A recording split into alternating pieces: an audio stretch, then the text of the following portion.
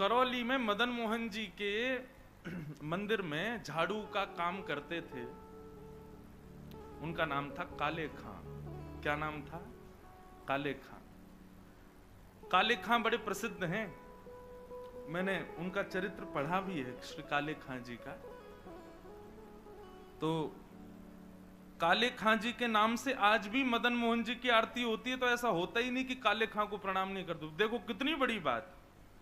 हमारे हिंदुओं के इष्ट ठाकुर जी हैं और उनकी आरती होती है, तो आरती में एक विजातीय व्यक्ति का स्मरण किया जाता है, तब आरती संपन्न होती है श्री मदन मोहन लाल जी की। तो काले खां जो थे वो झाड़ू का काम करते थे मंदिर में। अपना घर चलाने के लिए उन्होंने ये कार्य स्वीकार किया। परंतु देखो यहां बहुत सारी बातें इसी कथा में सिद्ध हो जाएंगी। ठाकुर जी के प्रति प्रेम होने के लिए हमको हिंदू धर्म में होना, एक भक्त कुल में जन्म लेना, या हमारा एनवायरमेंट भक्ति युक्त होना जरूरी हो, ऐसा नहीं है। रैदास जी कहते हैं, सो ही सुहागन प्रिय जाहि रीझें। भक्ति वो ही कर सकता है जिससे ठाकुर जी रीझे हों। इसलिए अपने लिए ताली बजा लेना कि हम लोग कथा सुन रहे हैं, तो इसका मतलब ठाकुर जी हमसे रीझे हैं। आप अपनी इच्छा से सुन ही नहीं सकते, मैं अपनी इच्छा से सुना ही नहीं सकता। यदि मैं बिहारी जी जा रहा हूं, मैं कथा में आ रहा हूं, मैं वृंदावन जा रहा हूं, तो इसका मतलब यह बात निश्चित है कि ठाकुर जी मुझसे प्रीति करते हैं, इसीलिए संभव है। वो नाराज हो जाएं तो हमारी मजाल क्या जो हम अपने बिस्तर से उठ के और कहीं नहा धो करके बिहारी जी भी चले जाएं? नहीं जा सकते। वो अपनी महफिल में हमको दाखिल कर लेते हैं, अपनी आंखों के आगे हमको खड़ा कर लेते हैं, इसका मतलब वो भी हमको देखना चाहते हैं, इसीलिए। तो काले खां एक विजातीय व्यक्ति, हिंदू भी नहीं था, केवल अपने घर को चलाने के लिए झाड़ू का काम करता था मंदिर के पास। इसी बहाने उसको कभी कभी मदन मोहन जी दिख जाते थे। अब देखते देखते, झाड़ू लगाते लगाते, अब उसकी आदत में आ गया कि अब वो बिना श्याम सुंदर को देखे रह नहीं पाता। रोज मंदिर में जाता, झाड़ू लगाता और पीछे सीढ़ियों पे ही खड़ा हो जाता। अंदर तो जाने की उसको अनुमति नहीं थी। तो वहीं से भीड़ जब इधर उधर होती थी तो बीच में से थोड़ी सी झांकी श्री मदन मोहन जी की उसको दिख जाती थी। मानो उसको ऐसा लगता था उसका हृदय परम शीतल हो गया हो, परम आनंदित हो गया हो। धीरे धीरे भक्ति प्रस्फुटित होने लगी हृदय में। अब तो ये स्थिति हो गई कि मंगला में पहुंच जाता और शयन करा के ही घर आता था वापस। और इससे परिणाम ये हुआ कि पत्नी जो थी काले खां की, वो बड़ी बरसती थी। परिवार के लोग उसको काफिर बोलते थे। बोले बताओ, जन्मा हमारे कुल में, कभी खुदा को तो याद करता नहीं, वहां पत्थर पूजने चला जाता है, इस प्रकार की बातें बोलते। लेकिन उसको किसी से कोई फर्क नहीं पड़ता। वो तो और आनंदित हो गया जब उसकी पत्नी उसके बिल्कुल विपरीत होती चली गई, तो वो तो और खुश हो गया। बोले बढ़िया है, जो बीच में दोपहर में भोजन करने घर जाता था, अब उसका भी मन नहीं करता मेरा। क्यों? चिक चिक करेगी, लड़ेगी मुझसे, इससे बढ़िया मंदिर में पड़े रहो। अच्छा एक बात कहें, मैं अपनी कथा में कहा करता हूं, हमारे संबंधी यदि अनुकूल हों तो ये बिहारी जी की कृपा, लेकिन हमारे संबंधी यदि प्रतिकूल हों तो ये समझो बिहारी जी की डबल कृपा है। कथा में 3 प्रकार के लोग आते हैं। पहले इच्छुक, दूसरे आमंत्रित, जिनको निमंत्रण आमंत्रण भेजा गया है, और तीसरे जो घर परिवार और संसार से दुखी हैं। 3 प्रकार के लोग कथा में आते हैं। यहाँ हो सकता है एक आध लोग ऐसे बैठे हो, कोई घर जाएंगे तो क्या, कुछ नहीं, सब लड़ेंगे झगड़ेंगे, पीछे पड़े रहे, इससे बड़े कथा में ही बैठे रहो। तो मंदिर कथाओं में जाने वाले 3 प्रकार के लोग होते हैं, इच्छुक भक्त, आमंत्रित और दुखी दुखियारे बेचारे। तो काले खां को तो और अच्छा लगता, पत्नी बेचारी ऐसी विमुख हो गई कि अब तो वो पूरा दिन ही मंदिर में ही निकालता। लेकिन काले खां की व्यवहार धर्म में एक पीड़ा थी कि उनको कोई संतान नहीं थी। घर परिवार के लोग सब उसको बहुत डांटते थे। बोले अरे तू खुदा को भजा कर, वो तुझको संतान देंगे, वो तेरे को बेटा देंगे, तू किसको भजने चला जाता है, खुदा को पुकारता ही नहीं है, इसीलिए तो तेरे बालक नहीं हो रहा। अब तो रोज की इतनी चिकचिक हो गई कि काले खां एक दिन मंदिर गया, मदन मोहन जी का श्रृंगार दर्शन कर रहा था, दूर खड़े खड़े बोले हे मदन मोहन लाल जी, मुझे पुत्र की कामना नहीं है, मुझे संतान की कामना नहीं है, पर आपकी भक्ति करने में, आपसे प्रेम करने में बाधा बनती है मेरे परिवार के लोगों की बातें, और वो बातें तभी खत्म होंगी जब मेरे घर एक पुत्र हो जाए। हे नाथ, मुझे पुत्र की कामना नहीं, मेरी कामना तो ये कि सब चुप हो जाएं और मैं आपकी भक्ति करता रहूं, इसके लिए आप मुझे एक पुत्र दे दो। देखो कितने बढ़िया ढंग से ठाकुर जी से पुत्र मांगा, और कृपा ऐसी हुई कि कहां परिवार के लोगों ने जब ज्यादा बोलना प्रारंभ किया तभी खबर आई कि काले खां की पत्नी जो है वो गर्भवती। पहले तो आधे लोगों के मुंह बंद हो गए, काले खां भी सबको बोल देते, बोले तुम लोग कहते हो खुदा को भजो तभी बालक होगा, दो मेरे मदन मोहन लाल जी ने भेज दी संतान, अब देखना होगी। फिर ये हुई कि अब बेटी हुई तो समझेंगे कि इसके ठाकुर जी ने दी, बेटा हुआ तो समझेंगे हमारे खुदा ने दिया। बोले ऐसा नहीं, ये तो हमारे ठाकुर जी कृपा करेंगे, उन्हीं की कृपा से ही हो रहा है। और काले खां के यहां पर एक पुत्र ने जन्म लिया। जन्म लेते ही महाराज काले खां बड़ा खुश, इसलिए नहीं कि पुत्र हुआ, इसलिए कि अब सबके मुंह बंद हो गए, अब मुझसे कोई कुछ नहीं कहेगा, अब मैं निरंतर मदन मोहन लाल जी का खूब दर्शन किया करूंगा। लेकिन हमारे ठाकुर जी सीधी सीधी जीवन जिए कोई, इससे ठाकुर जी को आनंद नहीं आता। हमें बिहारी जी बड़े चतुर हैं, खुद टेढ़े हैं तो इसलिए भक्तों का भी जीवन टेढ़ा मेढ़ा ही कर देते हैं। ये बात आप सबने अनुभव की होगी। जीवन में अगर 10-15 दिन बड़े खुशी खुशी निकल जाएं तो चिंता और बन जाती है, अब पता नहीं क्या होने वाला है, 10 दिन से कुछ हुआ नहीं है मेरे साथ, निश्चित कुछ तो होगा। अब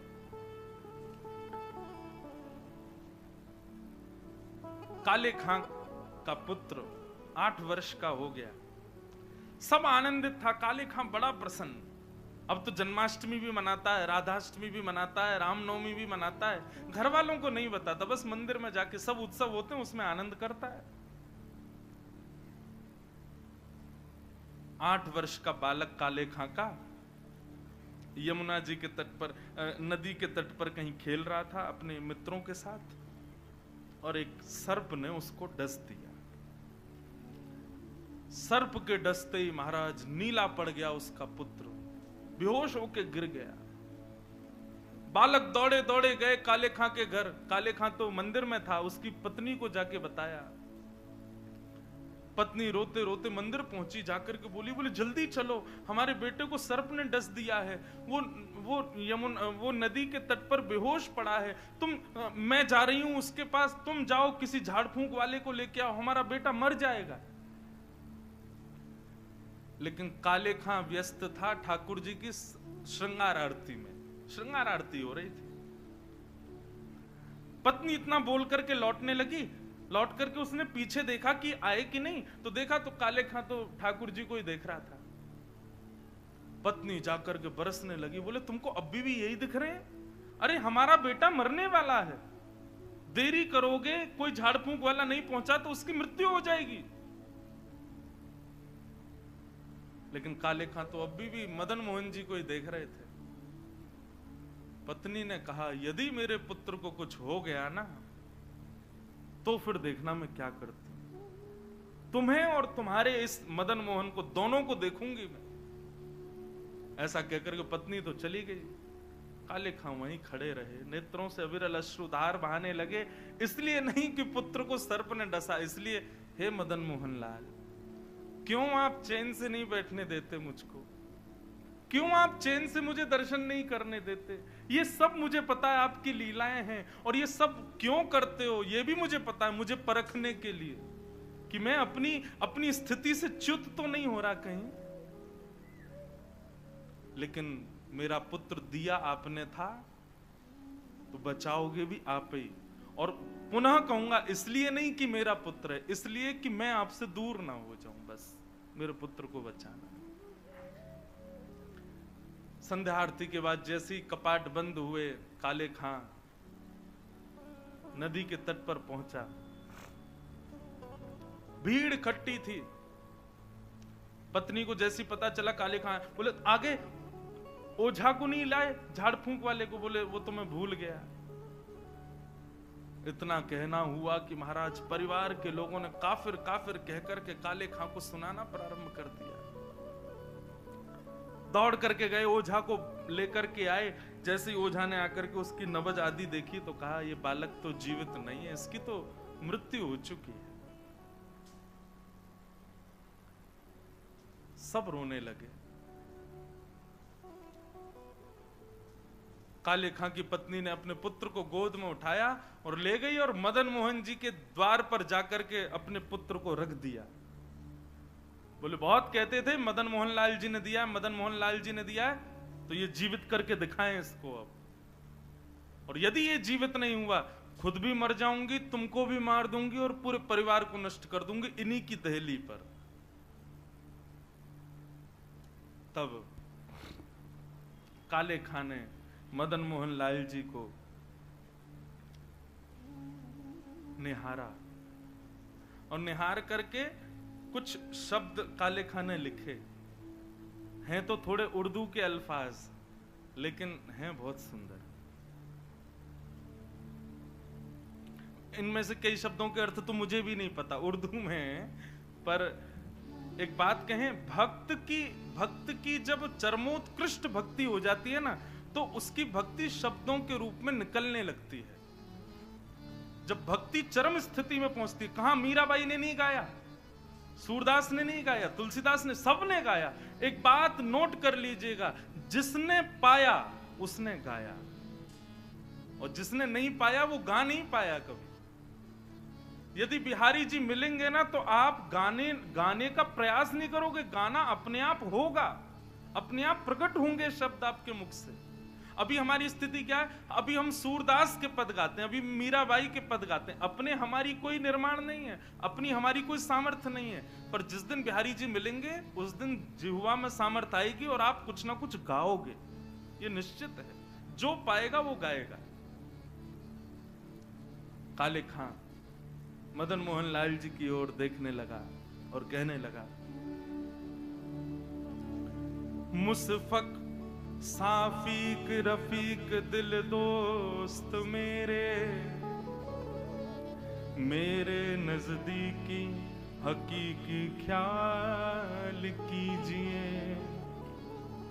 मेहरबान कदरदान आला तू जहान बीच, मुझसे गरीबों का गुनाह माफ कीजिए। काले बेकरार खड़ा तेरे दरबार पे, नंद के कुमार जरा गौर अब कीजिए।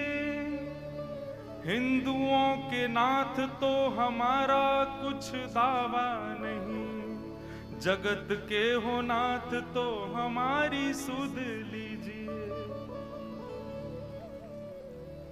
हे मदन मोहन लाल, एक द्वार पर खड़ा है तुम्हारे, यदि तुम हिंदुओं के नाथ हो तो हम वापस चले जाएंगे, कोई कृपा मत करना। पर मैंने सुना है लोग आपको जगन्नाथ बुलाते हैं। जगत के हो नाथ, जगत के हो नाथ तो हमारी सुध लीजिए। बस ये बात कहनी हुई, नेत्रों से अविरल अश्रुधार बहने लगे काले खां के, और देखते ही देखते जैसे ही अश्रुधार का एक बिंदु नीचे पड़े हुए काला पड़ गया था पुत्र विष के कारण, जैसे एक बिंदु जाकर के उस पुत्र के मुखमंडल पर पड़ी, पड़ते ही उसका जो काला वर्ण हो चुका था वो श्वेत होने लगा, और धीरे धीरे पुत्र ने आंख खोलनी प्रारंभ करी। उठ करके बैठ गया, देखने लगा, जल पी करके बोला, अब्बा अम्मी, जो उसके माता पिता थे उनको उन्हीं शब्द में पुकारा। बोले कि वो कहाँ गया? बोले कौन? अरे अभी जो यहाँ खड़ा था, मेरे समान छोटा सा बालक था, मेरे जैसा ही सांवला उसका वर्ण था, मोर मुकुट पहनी थी, बहुत सुंदर उसकी मुस्कान, उसके ऐसे सुंदर नेत्र थे, वो मेरा सखा है, वो मेरे गले में गलवैयां डाल करके खड़ा था, कहाँ गया वो? और और ये भाव देखते ही वहां खड़े जितने लोग थे सबने मदन मोहन लाल जी को दंडवत प्रणाम किया। सब समझ गए, बोले किसने की है कृपा हमको पता है। तब से लेके आज तक श्री मदन मोहन लाल जी की आरती होती है तो आरती होते ही वहां का एक आरती पूर्ण होते ही एक पंक्ति गाई जाती है। कारे के बेटा को जब कारे ने खाया, कारे के बेटा को जब काले ने खाया, कारे की कविता सुन बेटा जिवायो है। काले खां के बेटा को जब काले नाग ने खाया तब काले खां की कविता सुन करके उसके बेटा को जिवाने वाले बोल मदन मोहन लाल की जय। ऐसे श्री मदन मोहन लाल जी, ऐसे हमारे श्री वृंदावन बिहारी लाल, भरतपुर बिहारी लाल। तो ये कथा क्यों सुनाइए? हमारे यहां प्रायोरिटी पहले बाकी के सारे कामों को और फिर उसके बाद ठाकुर जी को नहीं। यदि भक्त हैं, यदि वैष्णव हैं, यदि आप सांसारी हो तो निश्चित है बिहारी जी को चौथे पांचवें नंबर पे ही रखो। लेकिन यदि अपने आप को भक्त कहते हो, दुनिया से कहते हो कि हम वैष्णव हैं, तो ठाकुर जी को प्रथम स्थान दो। उसके बाद में संसार की कोई स्थिति होनी चाहिए। यह भक्ति का स्वरूप। पहले बिहारी जी से संबंधी वस्तु, पहले बिहारी जी की कथा, पहले बिहारी जी के संबंध की कोई भी क्रिया, उसके बाद कोई और क्रिया। और एक बात और कह दें सावधानी के रूप में, टर्म्स एंड कंडीशंस पहले ही बता दे रहे हैं।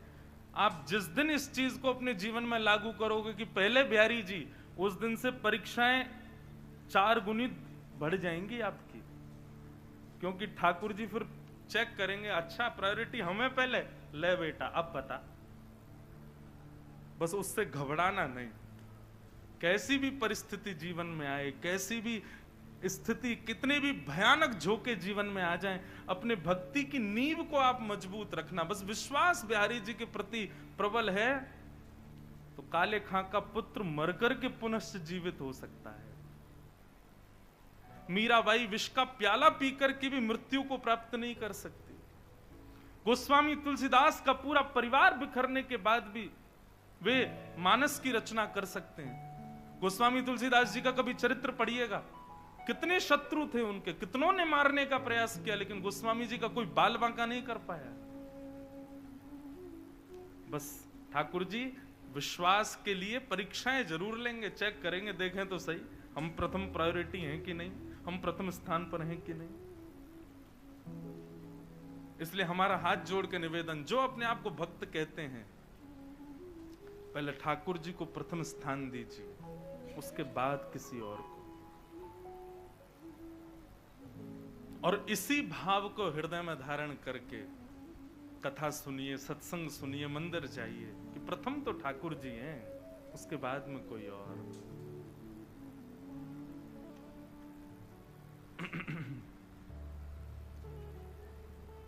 बोलो वृंदावन बिहारी लाल की जय। भूमिका में चले गए ज्यादा, पर अच्छा ही था। जो भी भाव निर्मित हो श्री बिहारी जी की कृपा से ही होता है। तो हम ये विषय क्यों लेकर के प्रारंभ किया था? ये विषय प्रारंभ किया था स्मृति शब्द से, कि वो 5 वर्ष पुरानी जो स्मृति है ना, उसी स्मृति का कल हम फोन कर दें कि भैया सुनो आज ना कथा आप ही लोग कर लो, हम थोड़े थक रहे हैं, हम नहीं आ रहे, तो ऐसा हो सकता है? भरतपुर के अखबार में छप जाएगा, हमारा जयपुर तक, वृंदावन तक हल्ले हो जाएंगे। इंद्रेश जी ने भरतपुर में कथा की और तीसरे दिन फोन करके कहा हम थक गए, हम नहीं आ रहे। हम कर ही नहीं सकते, हमको आना ही पड़ेगा, चाहे सर दर्द हो चाहे पेट दर्द हो। मतलब बाकी के लोग तो समय निकालने के लिए सोचते हैं ठाकुर जी के लिए, हमारा तो कान ही बिहारी जी ने पकड़ रखा, बोले नहीं बैठना ही पड़ेगा तुझे, तो करनी ही पड़ेगी। घर में चाहे किसी का ब्याह हो, घर में चाहे कुछ भी हो, हमको कथा करने जाना ही पड़ता है। तो ये तो ठाकुर जी की हम पर कृपा है, तो इससे पुण्य तो बनते होंगे बंधुओं, कथा सुनाते हैं, इतने लोग सुनते हैं, तो पुण्य तो मिलते होंगे। पर हमने पहले ही सोच रखा है नाथ, इस पुण्य के बदले हमको एक ही चीज देना, क्या? हम वैकुंठ आएंगे ये तो हमको पता है, ये तो निश्चित हम जान चुके हैं, वैकुंठ से नीचे तो हमको मिलने वाला नहीं है। लेकिन हम वैकुंठ में आकर के भी कथा करें और शंख चक्र गदा पद्मधारी हमारे बिहारी जी के ही पूर्ण अवतार श्री नारायण को सामने बैठा करके कथा सुनावें, वहां भी कथा करें। लेकिन हम अकेले नहीं जाएंगे वैकुंठ। जिस जिस शहर में जितनी कथाएं करेंगे और जहां जहां के जितने जितने लोग कथा सुनेंगे वे सब भी हमारे संगे ही जाएंगे वहां। तो इसीलिए हमने अपनी व्यासपीठ का नाम भक्ति पथ रखा।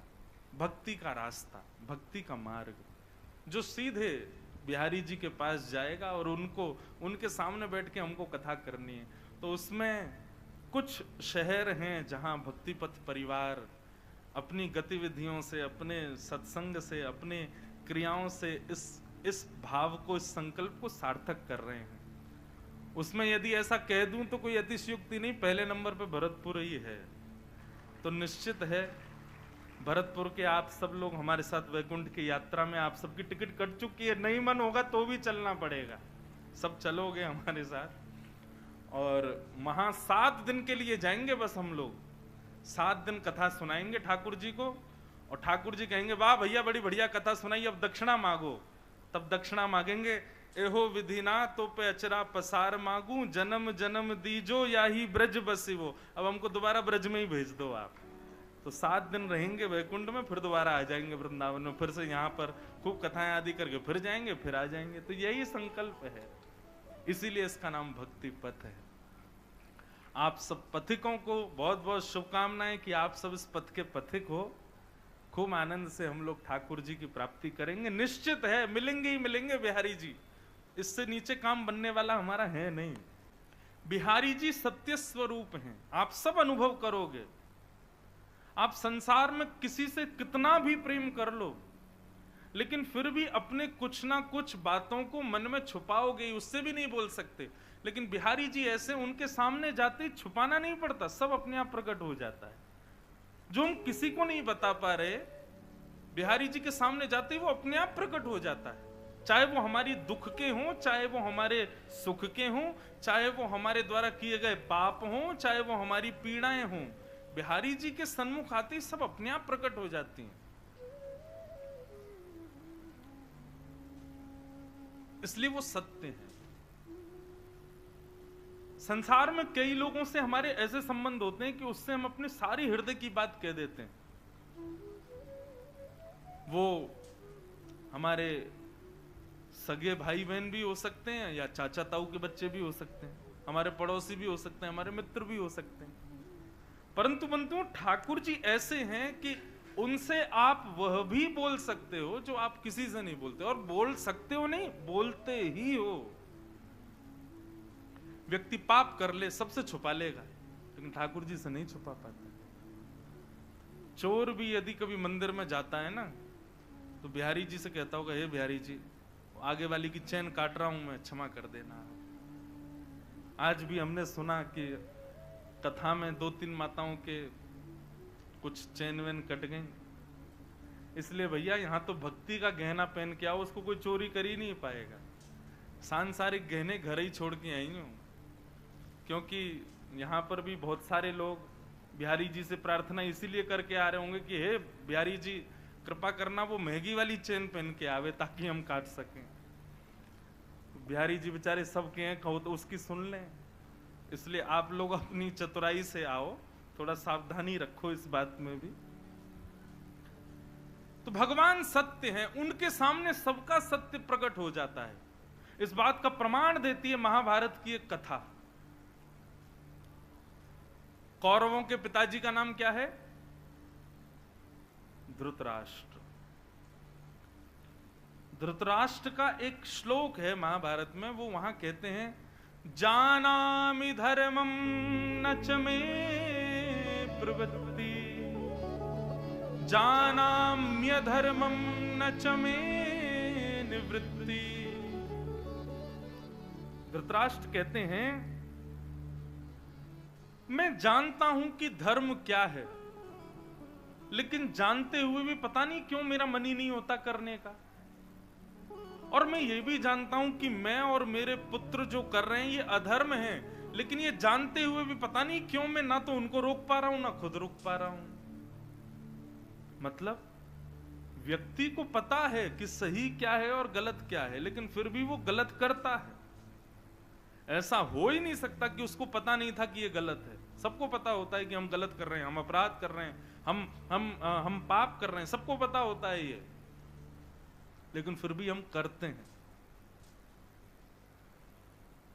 तो अपराध करते हैं जानते हुए भी कि ये अपराध है, जानते हुए भी हम कर देते हैं। क्यों? हम 2 मिनट के लिए ऐसा विचार कर लेते, ठाकुर जी क्षमा करना, क्या करें, मजबूर ये करना पड़ेगा। तो हमें ये बात तो पता है कि ठाकुर जी को पता है कि हमने ऐसा किया है, हमसे ऐसी वस्तु हो गई है, हमसे ऐसी क्रिया हो गई है। ठाकुर जी सत्य हैं, उनको सब पता है, उनसे कुछ छुपा नहीं है। सत्य। भगवान का दूसरा स्वरूप है चैतन्य। बंधुओं, ठाकुर जी को कभी भी जड़ मत समझना। ये एक भक्ति में अपराध है कि ठाकुर जी को हम जड़ समझें। ये तो मूर्ति है, कुछ भी पहना दो, कुछ भी खिला दो, कैसे भी रख लो, नहीं, वो चैतन्य है, साक्षात चैतन्य है। उनके प्रति चैतन्य का भाव रखना ही पड़ेगा, तभी आपकी भक्ति आगे को अग्रसित होगी। आप केवल ये भाव रखोगे ये तो मूर्ति है बस, आप भक्ति में कभी उस वस्तु, उस श्रेणी से कभी आगे नहीं बढ़ पाओगे। उनके प्रति चैतन्य भाव रखना ही पड़ेगा। हमारे वृंदावन के राधा रमन लाल जी का कभी दर्शन करो आकर के, आपको अनुभव होगा। जिस दिन राधा रमन लाल जी बड़े प्रसन्न होते हैं, अपनी पोशाक से, अपनी सेवा से या किसी भी भाव से प्रसन्न होते हैं, तो उस दिन उनके 3-4 दतुइयां दिखाई देती हैं। कोई गौर से अगर देखे दूरबीन से या फिर फोटो खींच ले, और यदि अभी जैसे गर्मियों के समय में शाम को लगभग हर मंदिर के ठाकुर जी बाहर आ जाते हैं, बाहर आकर के सबको दर्शन देते हैं। आप कभी गौर से देखना, राधा रमन लाल जी जिस दिन बड़े प्रसन्न होते हैं ना, उस दिन उनके दांत दिखाई देते हैं, 3-4 दांत दिखते हैं। क्यों? क्योंकि वो जड़ नहीं है, वो चैतन्य है। उनको जड़ समझने की भूल भी मत कीजिएगा। हमारे श्री गोवर्धन नाथ, ऐसे ठाकुर जी तो पूरे विश्व में ही नहीं है। क्यों? सारे मंदिरों में अपरस का भाव है, किसी को भी प्रवेश नहीं कर सकता कोई, लेकिन एकमात्र हमारे गोवर्धन नाथ जी ऐसे, यहाँ कोई भी चले जाओ, सबको अधिकार है, सब अंदर चले जाओ, सब गिरिराज जी को गले लगा लो। अच्छा देखो, एक बात और बताएं, ब्रजवासियों को अधिकार है कि जब श्री गोवर्धन जाएं तो किसी गोवर्धन शिला का भले ही अभिषेक ना करें, भले ही इत्र ना लगाएं, भले ही भोग ना लगाएं, लेकिन गले से जरूर लगा के आया करो, क्योंकि ये संबंध हमारा ठाकुर जी ने बनवाया था गिरिराज जी के साथ। और एक और बात बताएं, गिरिराज जी में जितनी भी शिलाएं, गिरिराज जी से जो अलग शिलाएं दिखाई देती हैं, जो गिरिराज जी पर लेटी हुई हैं, ये सब अनन्य ब्रजवासी ही शिला बनकर के गिरिराज जी को माने आलिंगन कर रहे हैं, अपने हृदय से लगा रहे हैं। तो हमारे गिरिराज जी को आलिंगन जरूर किया करो, श्री गोवर्धन नाथ जी को। तो भगवान चैतन्य है, वो जड़ नहीं है, जड़ कभी नहीं मानना उनको। आप जिस दिन ये भाव रखोगे कि ये जड़ हैं, आपसे उसी दिन से अपराध बनने प्रारंभ हो जाएंगे। सेवा में अपराध, भोग में अपराध, भक्ति में अपराध, उसी दिन से अपराध बनने लग जाएंगे। इसलिए आप उनको चैतन्य समझो। चैतन्य समझोगे, चैतन्य मानोगे। अच्छा, चैतन्य मानने का मतलब एक और सुन लीजिए, इसका मतलब ये भी नहीं कि आप ठाकुर जी को सब जगह संगी लेके चलो, डलिया में कहीं भी ले जा रहे हैं, कहीं का समय, इस समय ठाकुर जी गौचारण में ही होते हैं, अपने ग्वाल बालों के संग होते हैं। इसी भाव से हम कथा में आते हैं कि ठाकुर जी तो गैया चरावे गए, हम कथा करवे चले जाए, शाम को जब जाएंगे तब तक ठाकुर जी आ जाएंगे।